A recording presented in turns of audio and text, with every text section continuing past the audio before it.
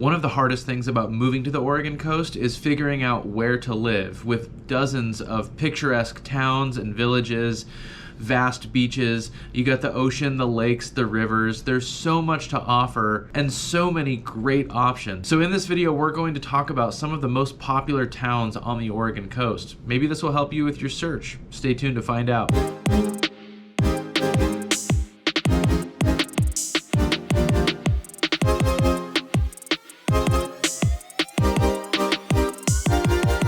Hey, what's up everybody? This is Clem, realtor with eXp Realty, coming to you from the Oregon coast. And in this video, we're going to talk about some of the most popular towns on the Oregon coast this year. So we run this YouTube channel. We get a ton of people watching our videos, reaching out to us about their home search. And that's really what we help people do.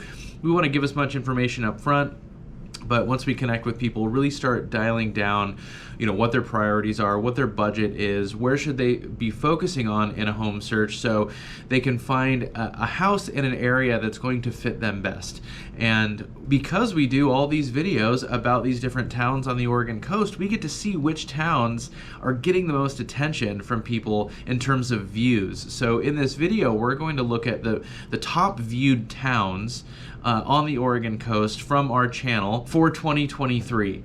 Now, like I mentioned, it can be really difficult narrowing down where you should be searching for your Oregon coast home search because there are so many options and because the Oregon coast is so big. So you get a ton of consistency from all the way up north in Astoria to all the way down in Brookings and everywhere in between. There are obviously a ton of subtle differences and subtle nuances in terms of evaluating these different areas based on population, based on amenities, based on price, based on overall what's offered, proximity to airports, proximity to bigger cities, proximity to specific outdoor activities. A lot of people like to surf, for example. So, depending on what it is exactly you're looking for, there's going to be a handful of areas probably that really fit most of the things that you're looking for at least. But that's why we have these conversations with folks to start to talk about what these areas are and maybe talk about what areas aren't so good of a fit as well. So in this video, again, we're going to be looking at some of the most popular towns on the Oregon coast according to our audience, our viewers. All right, so we have Brookings number 1, Astoria is number 2, Yachats is number 3, Coos Bay is number 4. Coos Bay is also going to include North Bend. Those towns are right next to each other. Florence is number 5, Lincoln City is number 6, Bandon number 7, Newport number 8, and Seaside is number 9. So there is a ton of diversity here and a huge range in terms of what you can get in these towns. A lot of these towns are some of the larger towns, which people do tend to gravitate toward for a number of reasons, but some of these towns are a little bit smaller, are a little more off the beaten path as well. And I would say some of these towns, too, in particular, are towns that look really, really good on paper. Beautiful, scenic, so much to offer, but maybe a little bit smaller, a little more isolated than a lot of people would like. All right, so let's go down the list here, and I'm going to give you a rundown on these towns, why I think some of these towns are in this top 9 of most popular towns that people have been looking at on our channel. Maybe talk about some of the things that people don't quite know about these towns as well going into it. So number 1 is Brookings. I think first and foremost, the thing about Brookings that people know going into this is Brookings tends to get a higher volume of sunny days throughout the year, and the temperatures are notably warmer on average throughout the year as well. So it's a mild pocket in terms of temperature that you're living in. You still get plenty of precipitation and gray days. This is the Oregon coast, it's still the Pacific Northwest, but compared to other towns on the Oregon coast, it is just a little bit better. So I would say some people might overstate or put too much weight in the fact that there are some more sunny days and a little bit warmer weather in this area, because again, it's still going to skew more toward kind of the cooler gray, a lot of precipitation, a lot of overcast, and it's not especially warm necessarily compared to a climate that you might be coming from, say if you're coming from Southern California or Texas or Arizona, which a lot of people are.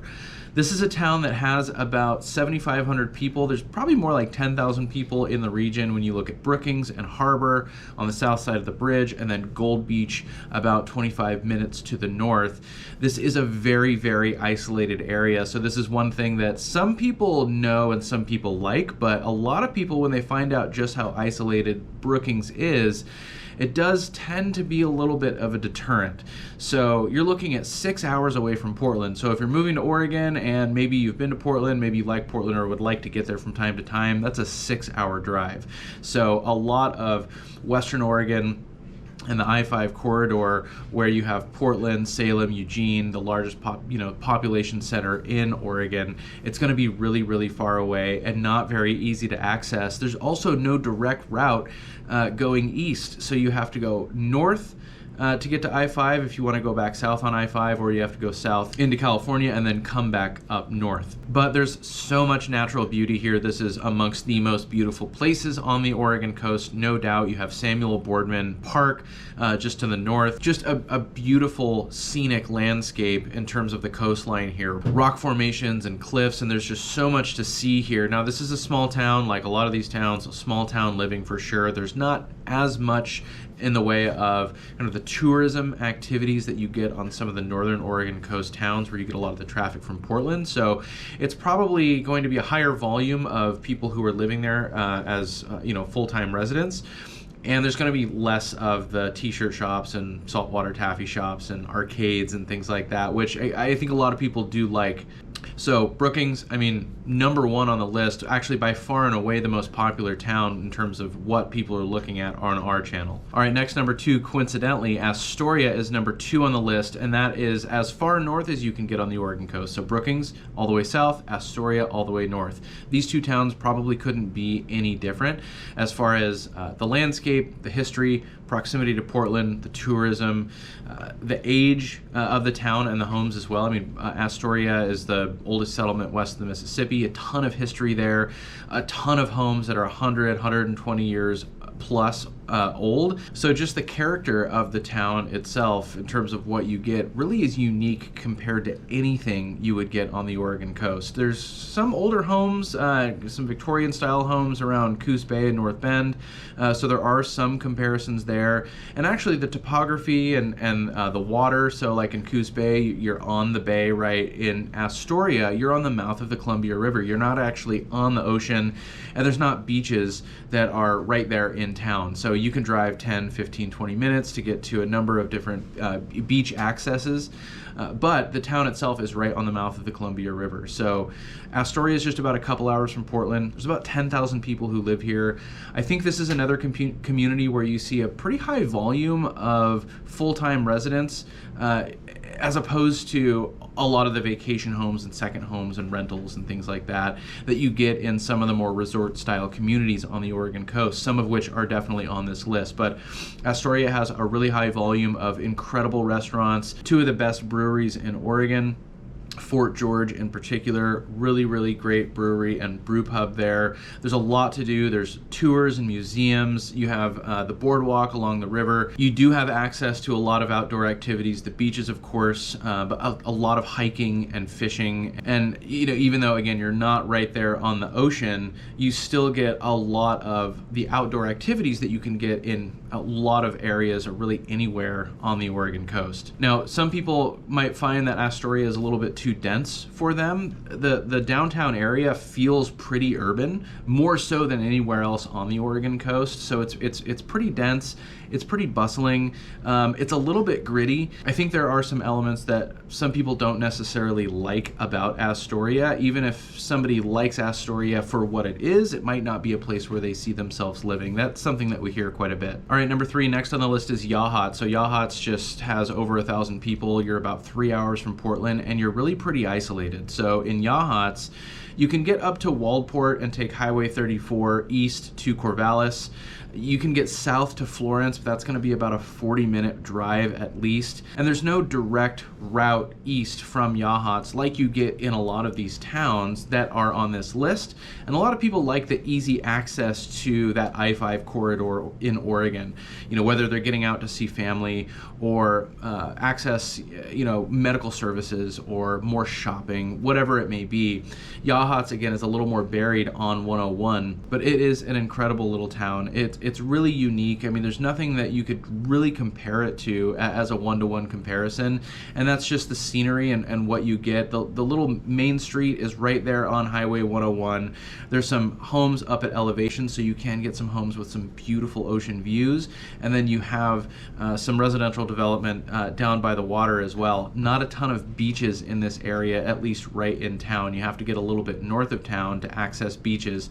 That's okay, and I think a lot of people are okay with that, but some towns on the Oregon coast, you can walk from your doorstep to the beach, no problem. Yachats is going to be a little bit of a different story. Overall, everybody loves Yachats. This has been ranked amongst the best beach towns in the United States, and for good reason. Again, the scenery there, the beauty. You have Cape Perpetua kind of towering over town, and then you have these big ocean views. You can see whales, so there's whale watching here. There's a few restaurants, a few shops. It's a very, very small town, so I think the fact that it's relatively isolated and it's a very small town are probably the biggest reasons why people end up looking past Yachats. That coupled with the fact that it is relatively expensive. So it is one of the higher priced areas on the Oregon coast. Not the most expensive, but it is kind of in the upper third in terms of prices. So what you can get for your dollar, again, relative isolation and just being a small town with fewer amenities, fewer things to do. Now you can get to Waldport about 8 miles north, and Waldport is a little bit of a bigger town, but not much going on there. If there's something you need to get out and do or get in terms of like shopping, for example, you got to go all the way up to Newport, or you got to go all the way down to Florence, both of which are going to be about a 30 to 45 minute drive. All right, next on the list, number 4 is Coos Bay. So like I mentioned, Coos Bay, you really have to include North Bend into the conversation. These are two towns that share a border and just bleed into each other. Now, Coos Bay in and of itself is the largest town on the Oregon coast with about 16,000 people. North Bend has about 10,000 people. So you're looking at 25,000 plus probably 27, 28,000 people in this area. And so it is the largest, densest, most populated area on the Oregon coast. And because of that, it really has a completely different feel from anywhere else you would go on the Oregon coast. It's also on Coos Bay, so it's right on Highway 101, but there is some elevation and dunes that separate town from the ocean. So nowhere in Coos Bay or North Bend do you have ocean views. Now you can get beautiful water views and beautiful bay views, and there's rivers and lakes in the area, and some of the most beautiful coastline on the Oregon coast is only going to be about 10, 15, 20 minutes away along the Cape Arago Highway. So there is a trade-off there. If you want to be in a larger town, a more populated area, it's probably going to be Coos Bay. You are a little bit removed from the beach, but again, it is relatively accessible. Now, Coos Bay, this is another area with a large percentage of full-time residents. There's definitely vacation homes and Airbnbs and things like that there, but not nearly as catered to the tourism aspect of things. Now, it's a seasonal town like most towns on the Oregon coast. You get people passing through. There's a casino there, so there is a big tourism element, but there's also a local economy there, probably more so than anywhere else on the Oregon coast. Just kind of a local self-sustaining economy beyond just the tourism thing. So it's not all hospitality. There's more going on there overall than you're going to get in really any other town. I think a lot of people are attracted to Coos Bay because it is a larger, more populated area. The housing costs too, the housing prices. Between Coos Bay and North Bend, amongst the most affordable areas on the Oregon coast. And for what you get being in a larger town, having everything you would need there in town, and also being able to get some pretty good value in terms of real estate prices makes it a really attractive option for people who are looking to move to Oregon, want to be near the ocean, want to be near water, but not necessarily be completely rural or isolated. All right, next on the list is Florence. Florence is probably the most unique town on the Oregon coast. The topography, the layout, and the options are really unlike anywhere else. Now, this is also a town that is a little bit sleepier, a little bit quieter, a little more laid back than a lot of the towns that you get on the Oregon coast that are of a similar size. Florence has over 10,000 people and probably closer to like 12,000 people when you include the unincorporated areas to the north and to the south of Florence. North of Florence, you have Hasita Beach. This is really the only beachfront development in Florence. And then south of town, you have Dunes City, which is on Wohink and Silk Coos Lake. So you have some lakefront living south in Dunes City. You also have lakefront living north on Mercer Lake, for example, and Sutton Lake. So a ton of coastal lakes throughout this stretch. Florence itself is just really kind of this stretch of 101. So in town, you have your grocery stores and a few restaurants and your gas stations and fast food. But really, I think the highlight of Florence, and something that a lot of people miss, or at least don't necessarily see until they start digging into Florence, is the Old Town downtown area. So this is actually right on the Siuslaw River, and all of Florence is on the Siuslaw River. Again, it's not until north of town where the Siuslaw River comes out, and you can get up to the beach, and you have these developments, some really nice developments actually, you know, these big master plan HOA communities in this Hasita Beach area. But Old Town Florence, a ton of really great restaurants. It has a lot of the shops that are kind of catered more to tourism, you know, the candy stores and t-shirt shops and things like that. Again, a really high volume of great restaurants, coffee shops. There's a ton to do in this little downtown area, and it's just very quaint, picturesque, exactly what you would probably envision when you think about a little seaside town and a downtown area. Florence is relatively flat as well, so that's something that I think is attractive to a lot of people. The median age in Florence is about 62 years old, so this is an area that attracts a ton of people who are nearing retirement or who have recently retired looking to move to the Oregon coast, and that probably is part of why it feels like a little more of a laid-back community than what you can get in towns of similar size like Lincoln City and Newport, Astoria, for example.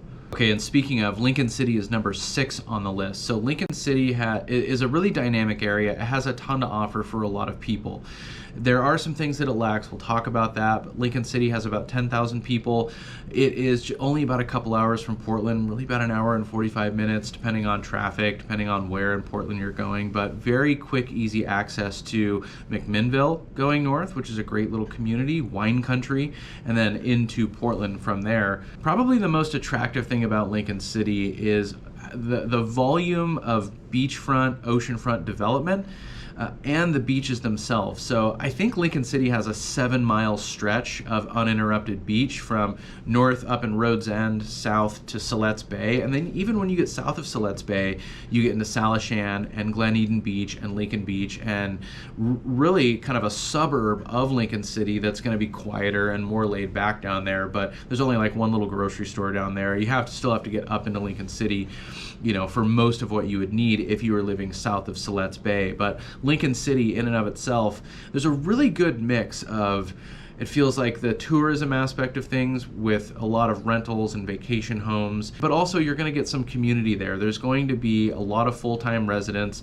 a lot of people there who live, work, play year-round. But I would say in particular west of the highway, that's where you're going to get the highest volume of these vacation homes and rentals in some cases. This is an area that's really been cracking down on short-term rentals. There are a couple of areas where you can do it, like Nelscott at Olivia Beach. But Lincoln City is really long and skinny from north to south. So you have, again, all of this residential development on the west side of the highway. It's very, very dense, so it has a unique layout. It's just the feel overall. You don't get a ton of privacy. I think that's something that a lot of people don't necessarily like. Another thing that you're going to find a lot of people complaining about Lincoln City is that it really lacks a cohesive downtown area. There's a couple of stretches along Highway 101. In fact, really all of Highway 101 in Lincoln City.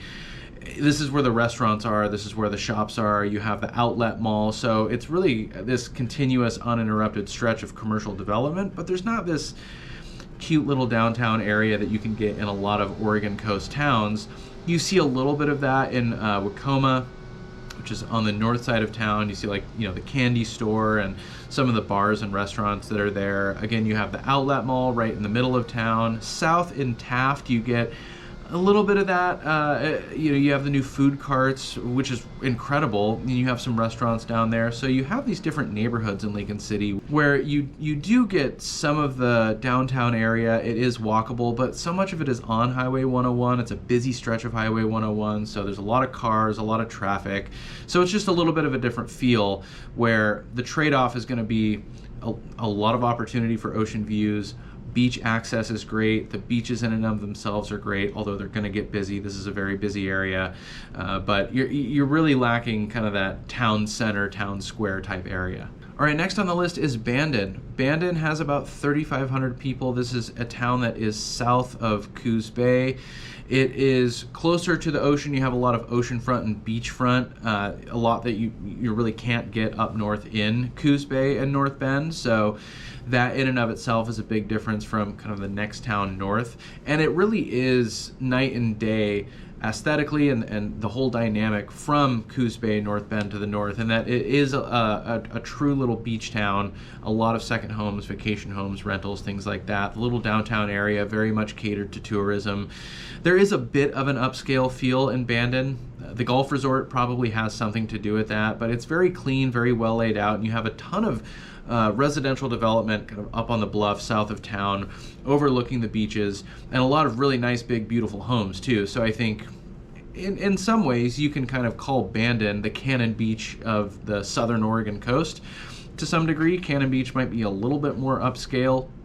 Bandon has a little more of a modest feel probably across the board, but a very nice, very picturesque little town that I think a lot of people envision when they think about moving to the Oregon coast. They think about towns like Bandon. So Bandon, 4 hours from Portland. You have Coos Bay, North Bend to the north, which again is the most populated area. So you have a high volume of shopping, medical services, and a lot of things just north of you, about 20 minutes from Bandon. But you are going to be quite a bit farther from, the northern parts of Oregon, where most of the people are. Right around Bandon is probably where you see the weather getting a little bit better on average. This is the cranberry capital of Oregon. There's a lot of cheese and dairy industry here in this area. So there is some agriculture, some local industry. I think the golf resort is probably the biggest business in town, maybe by far and away. This is a world-renowned golf resort. If you haven't heard of it, people travel from all around the world to go to Bandon Dunes Golf Resort. There's like 6 or 7 golf courses there. It's like $300 a round, I think. So it's really, really cool if you're into golf. There are some other golf courses in the area that aren't quite as expensive, but either way, it's not a surprise that Bandon is on this list. This is another area like Yachats that I think people like on the surface once they start digging into a little bit more in terms of where it's located and how it's relatively small population wise. A lot of people look at Bandon initially and then start to move on. All right, next on the list is Newport. So Newport, coming in at number 8, has over 10,000 people, a little bit more populated than Lincoln City. It's about 30 minutes south of Lincoln City in Lincoln County. So a lot of people draw comparisons between Lincoln City and Newport because they're so close together and they're about the same size. But they are laid out very, very differently. So Lincoln City, remember, is on this really long stretch, really long beaches. Beaches are the name of the game in Lincoln City. In Newport, you have the bayfront. There are some beaches there, we'll talk about that, but the bayfront in Newport is the big attraction. This is the big tourism hub, so all the shops and restaurants along the bayfront, the Ripley's Believe It or Not, the Wax Museum, the Rogue Pub, and again, a lot of really great restaurants there on the bayfront. That is what makes Newport unique. You have the big bridge, beautiful scenery there. But Newport is, again, very, very dynamic. It is much more than just the Aquinnah Bay. So you have Nye Beach, which is just up the hill from the bay and then across Highway 101, an incredible little seaside neighborhood. You walk down to the beach, there's a few shops, bars, restaurants in this area. This is a really, really cool neighborhood that does fly under the radar a little bit for people who are looking to live right on the beach when moving to the Oregon coast. So Nye Beach in Newport, as good as it gets. I mean, there's a ton to offer there. North of town, you have Agate Beach, you have the Lighthouse, you have areas that are a little more spread out, you have areas that feel a little more suburban and a little more like it's less touristy, less vacation rentals, things like that. South of town, you have South Beach, another unincorporated area just south of the bridge, where you have some residential development. It's a little bit quieter, a little more laid back, a lot like Lincoln Beach and Glen Eden Beach south of Lincoln City. You also have some residential development just set up back above the bay, and this really feels very suburban. This is a really great neighborhood that a lot of people do gravitate toward if Newport is high on the list, because a lot of this neighborhood slopes up pretty good. So, you know, a lot of these homes have bay views, water views, which is, you know, incredible. You can, you know, see the bridge and see all the way out to the ocean. Again, I think Newport is really the most diverse and dynamic area overall in terms of what you can get. It's a larger town. It's a convenient location. You're really close to Corvallis, probably just about an hour inside of an hour's drive to Corvallis. You can get to Portland in about 2.5 hours. The Eugene Airport is accessible, but again, you can also get up to Portland. And honestly, in my opinion, it's hard to think of too many cons for Newport. It is a very, very touristy area. It's going to be busier in the summer, no doubt. So if you want to avoid that, Newport wouldn't be the place to be. But I think a lot of people overlook Newport. Again, I think it could just really check a lot of boxes for a lot of people. So not a surprise that it's on this list.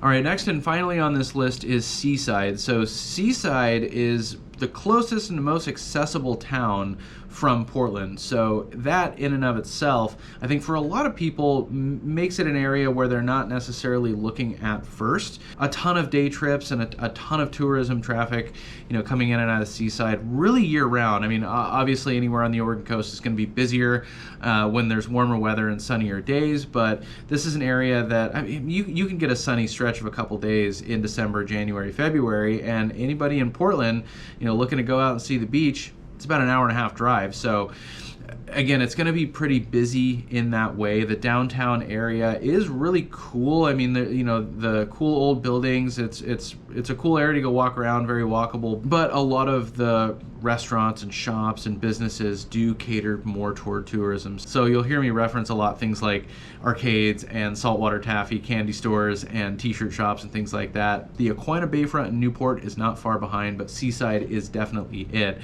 when it comes to all of those activities. You rent the little bikes, you can ride around, you know, you got bumper cars, you walk right down the street to the beach. It's a big, beautiful beach. So there's a lot to like about Seaside, no doubt. It's a beautiful area in and of itself. Probably like Astoria a little bit to the north, like I alluded to. There are some elements of Seaside that make it a little grittier to some degree, but there are some really, really great residential areas, both in town, you know, and on the outskirts of town, and Gearhart to the north, of course. A wonderful area that didn't make this list, but a very, very popular destination in particular for second homes and vacation homes and things like that. So if you couldn't hear, battling a little bit of a cold here, so appreciate you bearing with me. If any of these towns look interesting, if you want to talk about how to approach narrowing down your Oregon coast home search, give us a call, send us a text, shoot us an email, or click the link down below in the description of the video and schedule a Zoom call with us. And on that call, we can talk about your budget and your timeline, priorities, and overall what areas might suit you best. Now, if this video is helpful, make sure to hit the like button. That helps us out a lot. If you want to get more videos like this, make sure to subscribe to the channel and tap the little bell to get notified every time we drop a new video. As always, really appreciate you watching. Until next time, we'll talk to you later.